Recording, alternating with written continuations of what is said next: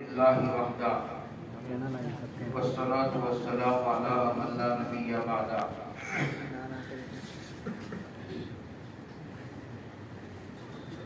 مختلف باتیں آپ حضرات کے سامنے صبح آپ حضرات میں سے بہت سارے لوگوں کو اللہ تعالیٰ نے اس کی دولت سے مالا مال فرمایا، اس کے بعد عالمیت کرنے کی اللہ نے توفیق عطا فرمائی اور اللہ نے اس مرحلے میں بھی کامیابی سے انعام فرمایا، عالم بنایا، فاضل بنایا۔ ہوگا ماشاء اللہ حافظ بھی ہیں، اس میں عالم بھی ہیں، قاری بھی ہیں، اور اس میں سے بعض طلبا امامت فرما رہے ہیں، بعض طلبا مکتب پڑھا رہے ہیں، غرض سے شعبے اس کے مختلف مقامات پر مختلف خدمات انجام دیں۔ آپ حضرات کو بلانے کا سب سے اہم مقصد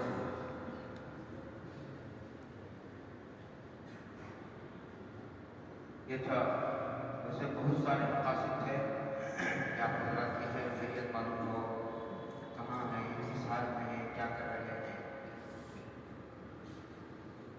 اور دوسری بات، اگر کوئی آدمی کوئی طالب علم دین کی خدمت کر رہا ہے تو اس کی حوصلہ افزائی کی جائے اور اسے یہ بتایا جائے تم کو اس لائن میں موت تک رہنا ہے کہ انشاءاللہ حالات آتے رہیں گے، جاتے رہیں گے، لیکن یہ ہمارا مشن ہے، ہماری ذمہ داری ہے۔ یہ ذمہ داری تمہیں یاد دلانے کے لیے بلایا گیا کہ تم جہاں کہیں کے بھی ہو اور جہاں بھی ہو، تم اس مشن کو اپنی زندگی کا مقصد بنائیں گے انشاءاللہ۔ مولانا قاسم صاحب کہتے تھے کہ تم اس دنیا کے دلہا کیا ہو، تم اس دنیا کے کیا ہو، دلہا جانتے ہو؟ نہیں جانتے؟ ہمارا تو بات میں خوش پر دلہا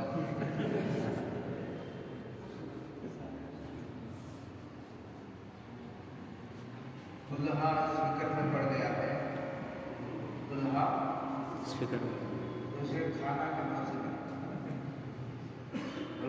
دلہا اسپیکر میں پڑ گیا ہے، اسے کھانا، تو اس کو یہ سمجھانے کے لیے بلایا گیا ہے کہ تم تو ہو، تم تو تمہاری برکت سے ہزاروں عبادت کو کھانا مل جائے، تم کو تمہارا مقام بتانے کے لیے بلایا گیا، تم کو تمہارا مقام، بادشاہ کو بھی تمہاری دعاؤں کی ضرورت ہے، دنیا والوں کو روزی تمہاری برکت سے مل رہی ہے، اور یہ نادان مالداروں کو دے کر راج ٹپکا رہا ہے کہ میرے پاس کچھ نہیں ہے، میں کنگال ہوں، غریب ہوں، بے بس ہوں، فلاش ہوں، یہ اس نے اپنے علم کے نام پر نہیں کی۔ ہر بچہ اپنی روزی لے کر پیدا ہوتا ہے، یا نہیں؟ کیا عقیدہ ہے تمہارا؟ ہر بچہ اپنی روزی لے کر پیدا ہوتا ہے، بلکہ بچہ بعد میں دنیا میں آتا ہے، روزی پہلے آ جاتا ہے۔ جب بچہ 4 ماہ کا ہوتا ہے، 120 دن کا رواج میں آتا ہے، اس کی روزی لکھ دی جاتی ہے، تو کیا مطلب ہوا کہ روزی پہلے لکھ دے گی، بچہ بعد میں دنیا میں آئے۔ اس روزی کی فکر میں بہت سارے لوگ شیطان نے ایسی پٹی پڑھائی ہے، ایسا عقل کا دھوکہ ہے کہ مکتب پڑھائیں گے، مدرسہ پڑھائیں گے، ہماری ضرورتیں کہاں سے پوری ہوں گی۔ اس کے لیے میں نے صبح سے اس کے 30ویں مرتبہ میں اس بات کو دہرا رہا ہوں، اس لیے کہ میں اس کی بہت شدید ضرورت محسوس کر رہا ہوں۔ بخار کا مریض بار بار بخار لے کر آیا تو اسے بخار کی ہی دوائی دی ہے، ایسا نہیں کہ یار بار بار کیا بخار کی دوائی دینا، تو بخار کے مریض کو کسی نے پیٹ کی درد کی دوائی دی تو کیا مشکل ہوگا اس کا؟ یار بار بار بخار کی دوائی دینے کے بجائے آج کینسر کی دوائی دیتے ہیں، دوائی بدل کر دیتے ہیں، تو اس طبیب کو پاگل کے اندر کیا کہا جائے گا؟ تو تم حالات آئیں گے، آتے رہیں گے، جاتے رہیں گے، لیکن تم کو اس لائن میں جم کر رہیں گے انشاءاللہ۔ اس کے لیے سب سے پہلے شرع صدر کی ضرورت ہے کہ یہ ہماری زندگی کا مقصد ہے، یہ ہمارا کام ہے۔ کوئی ہماری عزت کرے نہ کرے، کوئی ہمیں اس کا اجر دے نہ دے، ان اجریہ الا علی اللہ ما اسألکم علیہ من اجر، ہم آپ سے اس کا بدلہ نہیں چاہتے، ہم تو اس کا بدلہ اپنے اللہ سے لیں گے۔ دنیا میں بھی جو ملنا ہے وہ ملے گا، آخرت میں جو ملنا ہے وہ ملے گا۔ تو اس کو اپنے زندگی کا مقصد بنائیں گے انشاءاللہ۔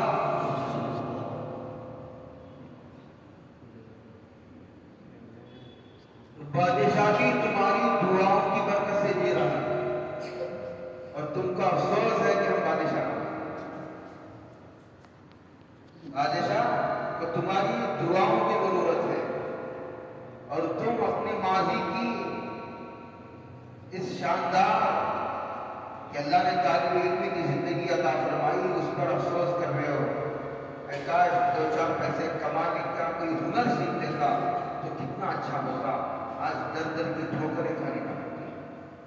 اور یہ خیال میں سمجھتا ہوں اس لیے بھی آتا ہے کہ طالب علم مدرسے میں رہ کر اس نے اللہ کے دروازے کو کھٹکھٹانے کا طریقہ نہیں سیکھا،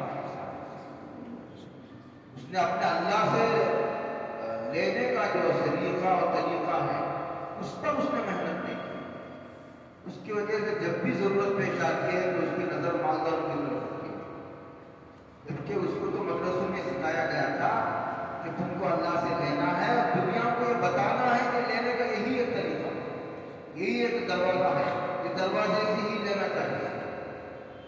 ایاک نعبد و ایاک نستعین۔ اور دوسری بات اب حضرات سے یاد کرنی ہے کہ ماشاءاللہ دیکھ کر بہت خوشی ہوئی، آپ میں سے اکثر حضرات ماشاءاللہ ان کا لباس بھی نہیں ہوتے، مدرسوں سے جو لباس ہم کو پہنا کے بھیجا گیا تھا۔ اچھا ایک بات آپ سے پوچھتا ہوں، آپ ہی مجھے بتاؤ کہ دنیا میں سب سے خوبصورت چہرہ کس کا؟ امام الانبیاء سید الکائنات حضرت محمد رسول اللہ صلی اللہ علیہ وسلم، اور سب سے خوبصورت لباس کس کا؟ حضرت رسول اللہ صلی اللہ علیہ وسلم۔ اچھا ہمارا آئیڈیل کون ہے؟ یہ سب سے بہترین انسان حضور ہے، سب سے بہترین چہرہ حضور کا چہرہ ہے، سب سے بہترین لباس حضور کا ہے، ہمارے آئیڈیل حضور ہے۔ تو سوال ہی نہیں پیدا ہوتا کہ ہم دوسروں کی نقل کریں۔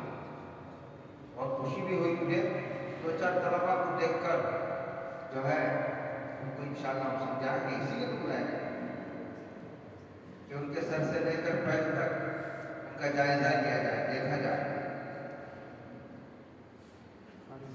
تو ماشاءاللہ ان کا لباس بھی محفوظ ہے، ہم نے ان کو جو لباس پہنا کر بھیجا تھا وہ لباس انہوں نے ماشاءاللہ نہیں بھیجا۔ ایک بات اور کہوں، جس کی عظمت دل میں ہوتی ہے بولو اس کی عظمت آدمی اس کی نقل اتارتا ہے۔ دوسروں کا لباس، دوسروں کا چہرہ اپنانے کا مطلب یہ ہے کہ حضور کی عظمت سے اس کا دل خالی۔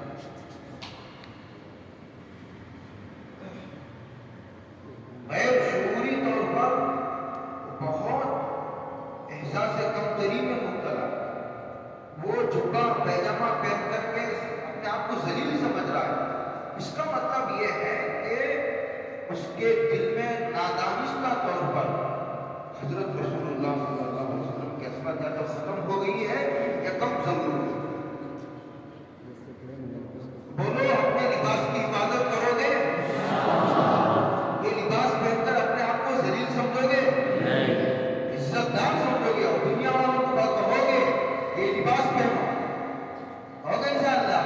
یہ وہ نہیں سکے گا جو اس کا دل حضور کی عظمت سے بھر گیا۔ پہلے حضور کی عظمت پیدا کرنے کی کوشش کرو، کریں گے انشاءاللہ؟ حضور کی محبت پیدا کرنے کی کوشش کرو، تو اپنے لباس کی تشخص کی حفاظت کرتا ہے. پہچان، اپنی پہچان ہے، تو بھی ہے نا. انگریز ہماری نقل نہیں اتارتا، اور یہ نادان ہے اس کی نقل اتار کر کے فخر کر رہے ہیں. وہ تم کو پوچھ کر بھی نہیں دیکھتا، وہ تمہاری طرف دیکھنے کے لیے بھی تیار نہیں ہے. تو تم ایسے نادان بنے جا رہے، بھولے بنے جا رہے ہو کہ اس کی تہذیب پر مر مٹ رہے. یہ نادانی نہیں تو کیا. اور دوسری بات آپ کو یاد کرنا ہے کہ جہاں بھی رہو اپنے لباس کی حفاظت کرو. جو آدمی اپنی روایات کی حفاظت کرتا ہے، اپنی روایات کی حفاظت کرتا ہے، اور جو آدمی اپنی روایات کی حفاظت کرتا ہے وہ اپنے دشمنوں کے درمیان رہ کر بھی عزیز رہتا ہے. اس لیے کہ اس کی تہذیب ہے، اس کا کلچر ہے. وہ دوسروں کی تہذیب میں نہیں ڈھلتا، ان لوگوں کو اپنی تہذیب کی طرف دعوت دیتا. تیسری بات ہے اثر کا تھوڑا محمد صاحب آئیں گے تو بہت اچھا ہے. جب ہوگی بات انشاءاللہ ہوگی، شاملہ ہوگی چلتے رہی انشاءاللہ. قرآن کریم کی ایک آیت ہے وَأَمَّا مَا يَنْفَعُ النَّاسَ فَيَمْكُثُ فِي الْأَرْضِ. یہ سورہ رات کی آیت ہے 13ویں پارے کی.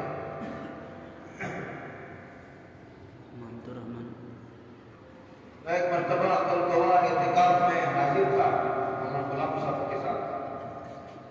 ان کے سرپرست اعلیٰ جامعہ کلکوا کے جو سرپرست اعلیٰ ہیں مولانا عبداللہ صاحب کابل رہے.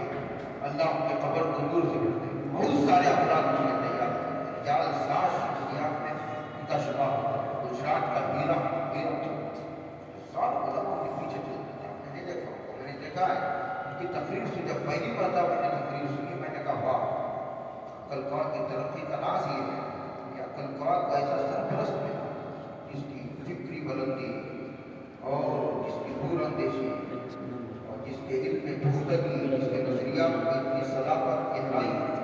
انہوں نے ایک بات کہی تھی کہ آپ سب قرآن کے موقع پر دعا کے لیے تشریف لائے، تو انہوں نے دعا سے پہلے انہوں نے بیان کیا. اس میں انہوں نے ایک جملہ اور یہ کہا کہ وَأَمَّا مَا يَنْفَعُ النَّاسَ. سنو امامت کرنے والوں، وقت پڑھانے والوں، جمعہ کا بیان کرنے والے، سنو غور سے سنو. ان کو جمعہ کا پلیٹ فارم ملا ہے، طلبا کے سینے تمہیں ملے ہیں. ایک اقبال کو ایک مرتبہ بلایا گیا.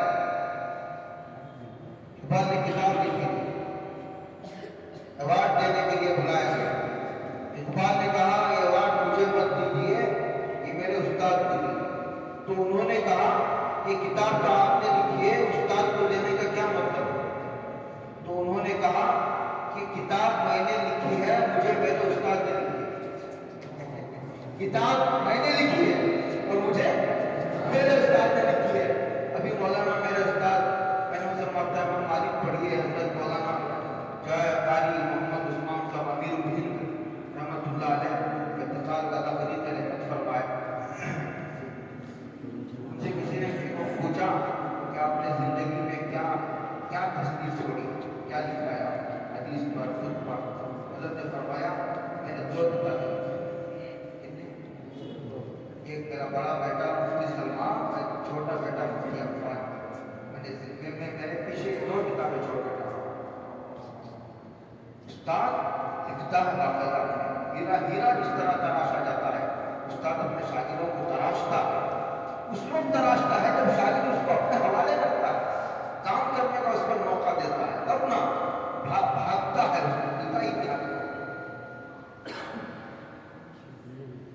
میں کہہ رہا تھا کہ لوگوں پر اپنی نافعیت ثابت کر دو. لوگوں کو بتاؤ کہ ہم تمہاری ضرورت ہے، ہمارے بغیر تمہارا کام نہیں چلے گا. تم اتنی اپنی ضرورت ثابت کر دو، اپنا نفع بخش ہونا اتنا ثابت کر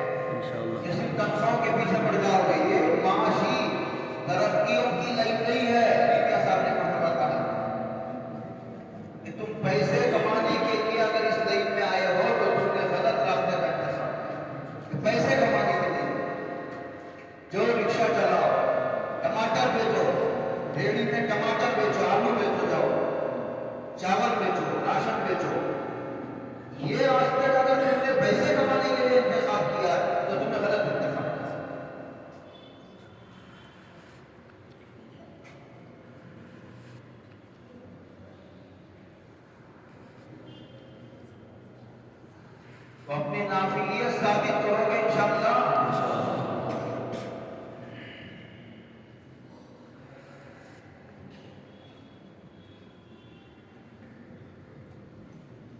دعاؤں کا اہتمام کرو گے.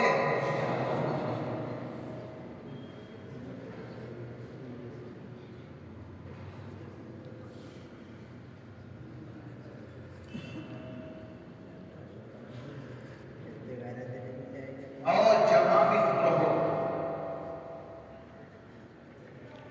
تو ذکر کا اہتمام کرو گے انشاءاللہ. انشاءاللہ.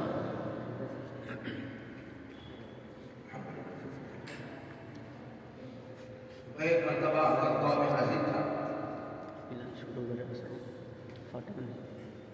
حضرت مولانا غلام صاحب دامت برکاتہ میں ایک عجیب بات سنا. وہ علی پہلی مرتبہ سنی تھی.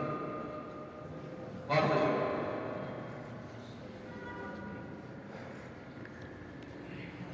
حضرت شیخ زکریا صاحب نور اللہ مرقدوس سے حضرت بیت تھے. ان کے ساتھ اعتکاف میں بھی تھے اسلام آباد میں. ان کی حضرت نے خدمت بھی کی. دعائیں لی گئی ان سے. بزرگوں سے دعائیں لینی چاہیے. طالب علم سے زیادہ ہے وہ اندھوں میں کانا رہا. جب آدمی ناقابل لوگوں کی تعریف سے متاثر ہو جاتا ہے تو اس کی طرف سے رک جاتا ہے. تمہاری تعریف کوئی قابل آدمی کرنی چاہیے. یہ نقصان ہوتا ہے اپنے بڑوں اور اساتذہ سے. کہتے ہیں کہ سمندر کی مچھلی میں تکبر نہیں ہوتا. اللہ تعالیٰ نے سنا تالاب کی مچھلی میں تکبر ہوتا ہے. یہ کہ سارے مچھلیاں اس سے چھوٹی بڑی مچھلی ہوتی ہے. سارے مچھلیاں چھوٹے چھوٹے. سمندر میں دیکھو ایک سے بڑی مچھلی پھر وہاں بڑی بڑے پہاڑوں میں بھی تکبر نہیں ہوتا. جب آدمی اپنے بڑوں سے چپ کر رہتا ہے تو پھر اس کے اندر بڑائی کے جذبات ہمراہیاں نہیں دیتی. کتنا بھی بڑا ہوتا ہے معلوم ہوتا ہے بڑوں کے سامنے بیٹھ کر کہ اس کا علم ان کے ٹسنے کے بنا. آدمی اور ترقی کرنے کی کوشش کرتا اور ترقی کرنے کی کوشش کرتا. بزرگوں خود بھی دعا کرنا اور بزرگوں سے دعائیں لینا. ایک ہے دعا کرانا. ایک ہے دعا کرانا. ایک ہے دعائیں لینا. دونوں میں فرق ہے. تو کہتے ہیں دعا کر دیجیے دعا کر دیجیے. ہے نہیں. ایک ہے کہ ان کی خدمت میں حاضر ہونا, ان کی خدمت کرنا, ان کے منشے کو سمجھنا, ان کے مشن کو اپنی زندگی کا مقصد بنانا. تو دعائیں خود بخود دل سے نکلیں. دعائیں کرانے کی چیز نہیں ہوتی, دعائیں لینے کی چیز ہوتی ہے. سمجھ میں آئی میری بات؟ تو مقصد سمجھ میں آیا آپ کو؟ آنے کا مقصد سمجھ میں آیا کہ تم کو کیوں بلا لیا ہے؟ تو جہاں تمہیں کہہ رہا تھا کہ ذکر سے آدمی کی روح کی کمزوریاں دور ہوتی ہیں. تو حضرت شیخ نے یہ فرمایا تھا. حضرت نے سنایا غلام صاحب اعتکاف میں تھا. ذکر کے بعد حضرت کی مجلس ہوتی ہے مختصر اس میں تھا کہ کہا اے مدرسے والوں, زندگی کے آخر میں تمام مدرسے والوں کو نصیحت کرو, اپنے مدرسوں میں ذکر کا اہتمام کراؤ. فرمایا اگر تم ذکر نہیں کرنا چاہتے, آخر میں جلال میں آ کر کے فرمایا ایک آدمی کو تنخواہ دے کر کے رکھو اور اس کو ذکر پر مقرر کر دو. یہ بھی برکتوں سے خالی نہیں. سمجھا لگا ذکر کی کتنی ضرورت ہے. کرو گے ذکر انشاءاللہ. جو جاتا ہے وہ گم ہو جاتا ہے عوام میں. کیوں؟ وہ ذکر بھی نہیں کرتا, دعا بھی نہیں کرتا, اپنے اساتذہ سے کٹ جاتا ہے, پیوستہ ہے شجر سے, امید بہارتا. جو پتا اپنے درخت سے ٹوٹ جاتا ہے, بولو دو گھنٹوں میں سوکھ جاتا ہے. اس کے سوکھنے میں صرف 2 گھنٹے. کتنے لگتے ہیں؟ 2 گھنٹے لگتے ہیں. 5 اس وقت کی سب سے آخری بات یہ ہے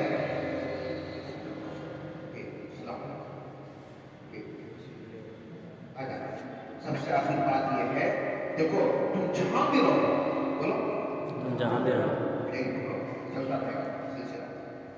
تم جہاں بھی رہو بچوں, مکتب پڑھاؤ, مدرسہ پڑھو. تم مکتب پڑھانے کوئی معمولی نہ سمجھو. ہاں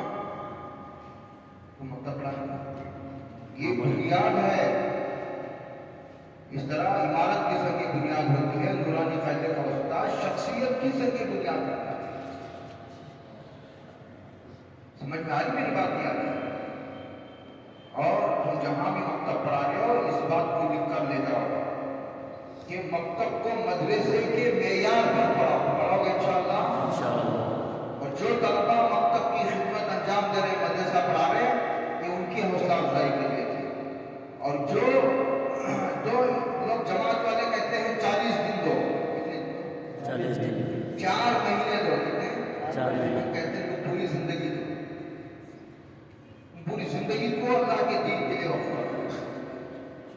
تم روزی کی فکر نہ کرو، تمہاری برکت سے دنیا کو روزی ملے گی. جو لائن سے ہٹ چکے ہیں ان کے لیے ہماری گزارش یہ ہے کہ وہ بہتر تو یہ ہے کہ وہ پوری طرح اس میں آ جائے. اگر پوری طرح نہیں آتے تو صبح یا شام جتنا بھی ایک گھنٹہ ہو وہ مکتب میں اپنا وقت لگائے. اس کے ایک تو یہ ہے کہ بچہ وہ مکتب سے جڑ جائے.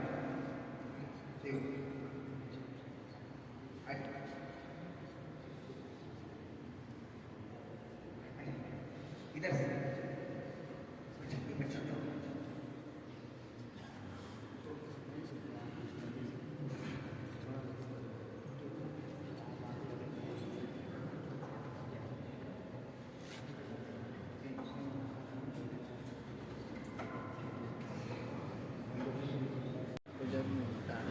اس میں آپ کے علم لانے کے لیے عرض ہے کہ اس میں کچھ طلبہ عالم بھی ہیں ماشاءاللہ، کچھ اس میں مسیح کے فارغین بھی ہیں، اور بعض طلبہ اس میں سوم چہارم پڑھے ہوئے طلبہ بھی ہیں، بعض دوم پڑھے ہوئے طلبہ بھی ہیں، اور بعض امامت فرما رہے ہیں، بعض مکتب کی خدمت انجام دے رہے ہیں، بعض امام و خطیب ہیں، اور بعض جو ہے سوم پنجم ششم ختم پڑھنے والے طلبہ بھی اس میں ہیں.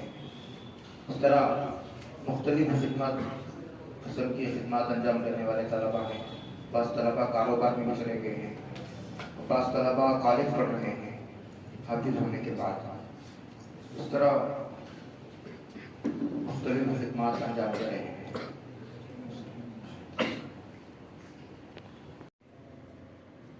مولانا رسول اللہ صاحب اور میرے درمیان اس طرح کی کچھ باتیں ہیں کہ ہمارے طلباء کشف العلوم سے پڑھے ہوئے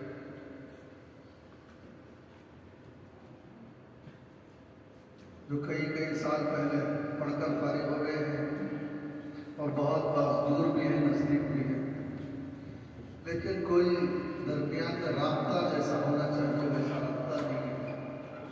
وہ اپنی جگہ پر ہے، اساتذہ اپنی جگہ پر ہے.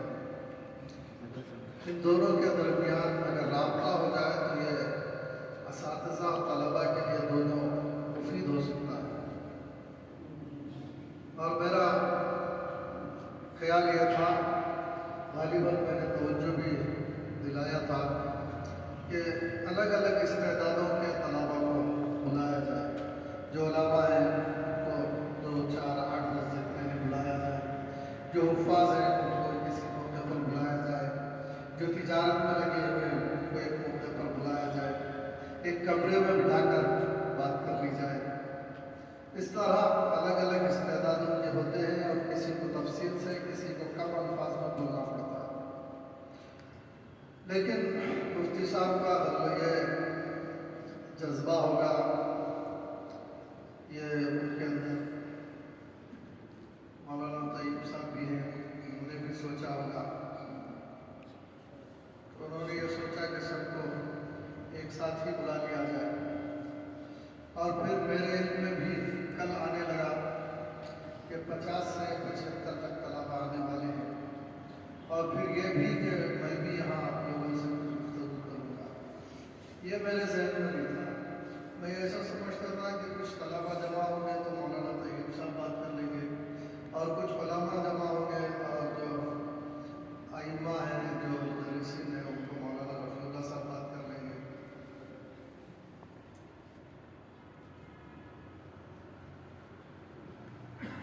لیکن صبح میں جب مجھے کہا گیا کہ مجھے بھی یہاں گفتگو کرنا ہے تو میری تو طبیعت ہی خراب ہو گئی صبح سے کہ آپ لوگ ایسے ایسے علماء مدرسین ائمہ، میں کیا گفتگو آپ حضرات کے سامنے کروں؟ یہ تو مولانا طیب صاحب اور رفیع اللہ صاحب کو کرنا چاہیے تھا۔ میرے پاس مجھے یہ ڈر ہونے لگا کہ آپ لوگ میرے پاس بیٹھیں گے تو بدظن ہو جائیں گے اور آپ کا وقت ضائع ہو جائے گا۔ میں نے تو ہمدردی میں مشورہ دیا تھا، لیکن مولانا نے یہ کہا کہ جو ہے ہمدردانہ طور پر جو آپ کے ذہن میں ہے وہ آپ ہی کہہ دیں۔ تو صاف صاف میں آپ حضرات کا ایک لمحہ ضائع کیے بغیر کچھ بات آپ کے سامنے اپنے دل کی رکھ دینا چاہتا ہوں۔ ہمارے پاس باتیں الگ الگ نہیں تھیں، لوگوں کی استعدادیں الگ الگ ہوتی ہیں، اس لیے الگ الگ انداز سے، الگ الگ تفصیل سے یا اجمالی طور پر ایک ہی بات کرنا چاہتا ہوں جو مدرسے والے کرتے ہیں، علماء کرتے ہیں، مفتیان کرام کرتے ہیں، جو اپنے چھوٹے سے ہر بڑا کرتا ہے، وہ بات ہم کرنا چاہتے تھے، لیکن یہاں سارے لوگ جڑ گئے ہیں تو سب کو ایک ہی انداز سے ایک ہی گفتگو کریں گے۔ جو گفتگو آپ حضرات سے کرنا چاہ رہے تھے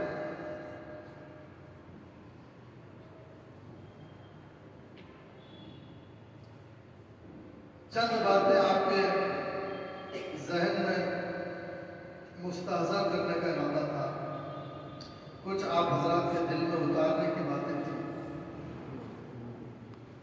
وہ یہ ہے کہ آپ میں سے جو طالب علم ہے وہ سمجھے کہ میں طالب علم ہوں، جو مدرس ہے وہ سمجھے کہ میں استاذ ہوں، جو امام ہے وہ سمجھے کہ میں امام ہوں، جو مؤذن ہے وہ سمجھے کہ میں مؤذن ہوں، جو تاجر ہے وہ یہ سمجھے کہ میں دینی تعلیم یافتہ تاجر ہوں۔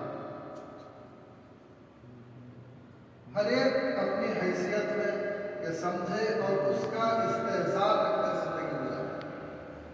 اس کا استحضار کیا رکھے؟ طالب علم یہ استحضار رکھے جو پڑھنے والے طلباء ہیں کہ یہ دینی تعلیم بہت اونچی تعلیم ہے اور یہ بہت ہی خوش نصیبوں کو اس کی توفیق نصیب ہوتی ہے۔ تو اس پر اللہ کا شکر بجا لائے کہ اللہ نے ہماری نسبت بہت اونچی رکھی تھی۔ اب دنیا کے کسی طالب علم کی طرف دیکھ کر یہ نہ سمجھے کہ مجھے معمولی نسبت ملی ہے، میں پڑھ کر کیا کروں گا، میں یہ تعلیم حاصل کر کے میرا آگے کیا ہوگا، یہ ذہن میں نہ لائے۔ آپ خوش ہو دینی تعلیم یافتہ طالب علم ہونے کی وجہ سے، اگر خوش ہونے کی صلاحیت نہیں ہے تو کوشش کر کے یہ صلاحیت پیدا کر لیں۔ آپ کوشش کرتے جائیں تو یہ دن آپ کو اگر خوشی ہوگی، ہو سکتا ہے کہ کسی کو اندازہ نہ ہو کہ میں کتنی بڑی تعلیم پڑھ رہا ہوں، اس کے بعض وجوہات اسے لگے ہوئے ہوتے ہیں، بعض اسباب اس کے پاس ایسے جمع ہو جاتے ہیں جس کی وجہ سے اندازہ نہیں ہوتا کہ میری کتنی بڑی خوش نصیبی ہے۔ مدرس کو اندازہ نہیں ہوتا کہ میری کتنی اونچی قسمت ہے کہ وہ مدرس ہے، اور امام کو اندازہ ہونا چاہیے کہ میں کس قدر خوش نصیب ہوں کہ میں امامت کر رہا ہوں۔ مؤذن کو یہ اندازہ ہونا چاہیے کہ میں کس قدر خوش نصیب ہوں۔ اس کا اندازہ محسوس نہیں ہو رہا، میں غور بھی کرنے کی کوشش کرتا ہوں، غور سے گھور کر دیکھنے کے بعد بھی کوئی خوشی نظر نہیں آتی۔ اسی لیے توجہ دلانے کی ضرورت محسوس ہوئی کہ آپ کہاں چھپا رکھے ہیں اس خوشی کو، کیا خوشی ہی موجود نہیں ہے؟ خوش نہ ہونے کے اسباب جمع ہو گئے، وہ کیا اسباب ہے؟ مثال کے ذریعے سمجھیں۔ دیکھیے سورج کی روشنی سب کے لیے نکلتی ہے، لیکن بعض لوگ سورج کی روشنی سے نفع نہیں اٹھا پاتے، نابینا ہوتے ہیں، ان کے لیے برابر ہے اندھیرا ہے یا اجالا ہے، ان کے لیے برابر ہے، اندھیرے میں بھی ایسے ہی تھے، اجالے میں بھی ایسے ہی تھے۔ اور اسی طرح بارش ہوتی ہے، بہت صاف شفاف پانی ہوتا ہے، بہت مفید پانی ہوتا ہے، اور برس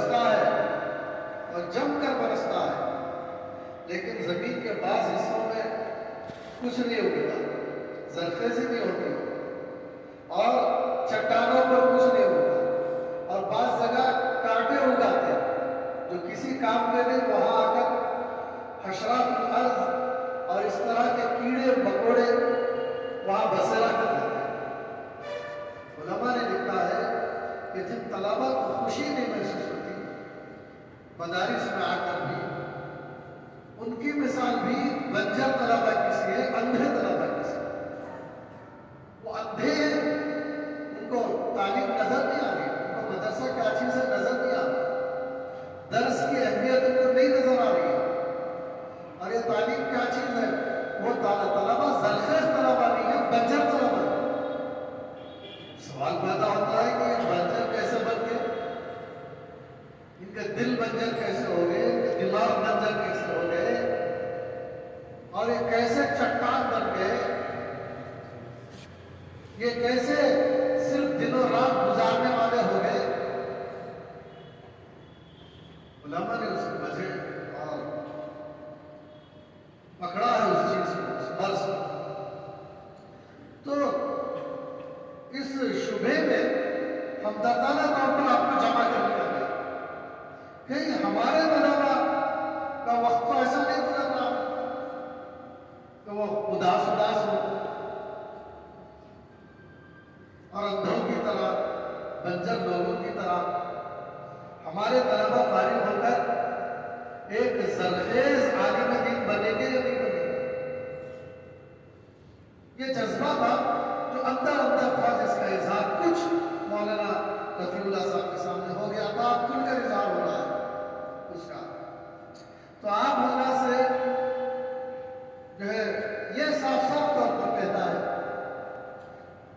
آپ کے اساتذہ کی طرف سے کہنا ہے کہ جو طلباء جہاں بھی پڑھ رہے ہیں وہ وہاں کے طالب علم ہیں، اور جو پڑھا رہے ہیں کہیں پر مدرسین ہو گئے ہیں، ائمہ ہو گئے ہیں، وہ بھی کاشف علوم کے طلباء ہی، ان کو بھی اپنے آپ کو طالب علم ہی سمجھنا چاہیے کہ ہم نے اتنی تعلیم علمی کر لی ہے کہ اب کچھ پڑھانے کا موقع بھی مل گیا، ہم اتنی تعلیم علمی کر لیے ہیں کہ امامت کا موقع مل گیا، ہم اتنی زیادہ تعلیم علمی کر لیے ہیں کہ موضوع بن گئے ہیں۔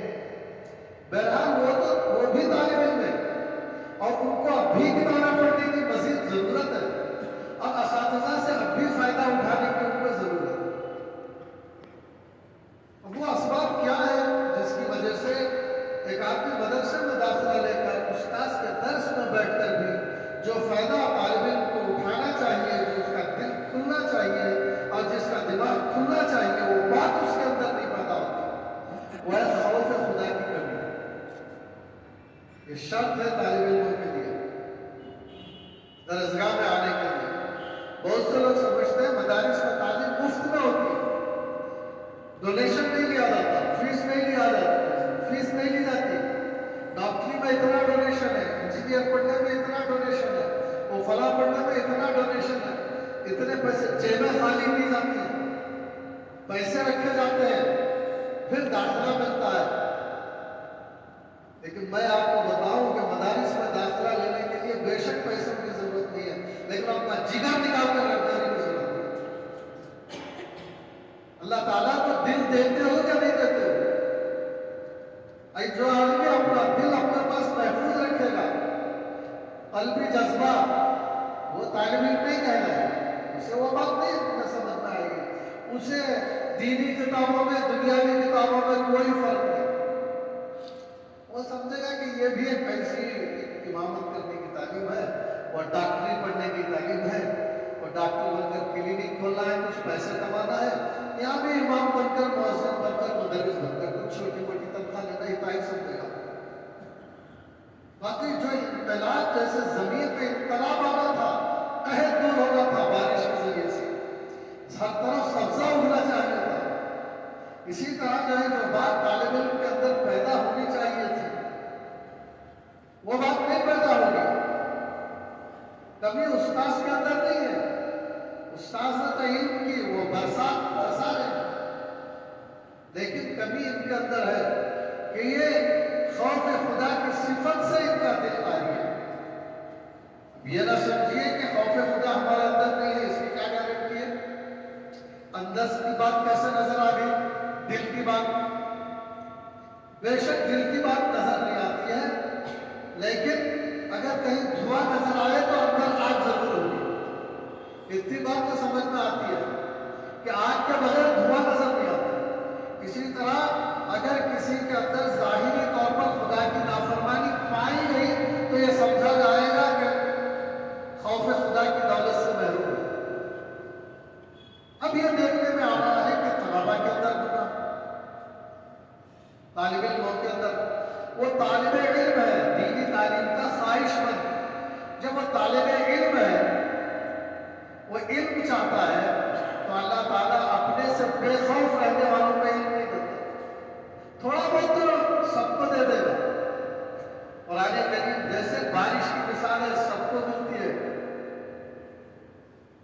سورج سب کو ملتا ہے، اسی طرح تھوڑا بہت آنا وہ سبھی کے ہاں ہوتا ہے، لیکن جسے حقیقی معنی میں آنا بولتے ہیں، بھرپور فائدہ کہ طالب علم کی کا ہوا خوش ہو جائے، اس کی روح اندر سے مچل جائے، اس کا جی اب کسی چیز کو نہ چاہے، حتیٰ کہ بادشاہت اس کے سامنے پیش کر دی جائے تو وہ کتاب بند کرنے تیار ہے۔ یہ بات تو اسی کو آئے گی جس کے اندر خوف خدا ہو۔ یہ خوف خدا کو اپنے دل میں پیدا کیجئے۔ آپ کیسے بند کرنا ہے پھر بات میں کرنا ہے۔ اب یہ آپ کے اوپر ہے، اور بھی کچھ باتیں بولنا ہے بس۔ اب یہ بات کو مکمل کر دیتا ہوں۔ آپ یہ کیسے پیدا کرنا ہے خوف خدا، اس کی ضرورت آپ محسوس کیجئے علم میں کمال پیدا ہونے کے لیے، حقیقی طور پر علم بننے کے لیے، علم آنے کے لیے، حقیقی طالب علم بننے کے لیے کہ اللہ تعالیٰ علم دے دے، حقیقی معلم بننے کے لیے، حقیقی امام بننے کے لیے، ایک ایسا مؤذن جو واقعتاً مؤذن ہو جسے قیامت کے دن سرخروئی سے نوازا جائے، ایسا امام جسے قیامت کے دن عزت اور احترام سے نوازا جائے، ایسا بننے کے لیے اس بات کی ضرورت ہے کہ ہمارے دل میں خوف خدا کی دولت سمائی ہوئی ہے۔ اب خوف خدا کی دولت آپ کہاں سے حاصل کرتے ہیں، کس سے حاصل کرتے ہیں؟ آپ کو بہرحال حاصل کرنا ہے، اس راستے کی محنت اٹھانا ہے۔ اس کے لیے اگر کوئی کتاب پڑھنے کی ضرورت آپ کو ہے تو کتاب پڑھیے، کسی کے پاس جانے کی ضرورت ہے تو وہاں جائیے۔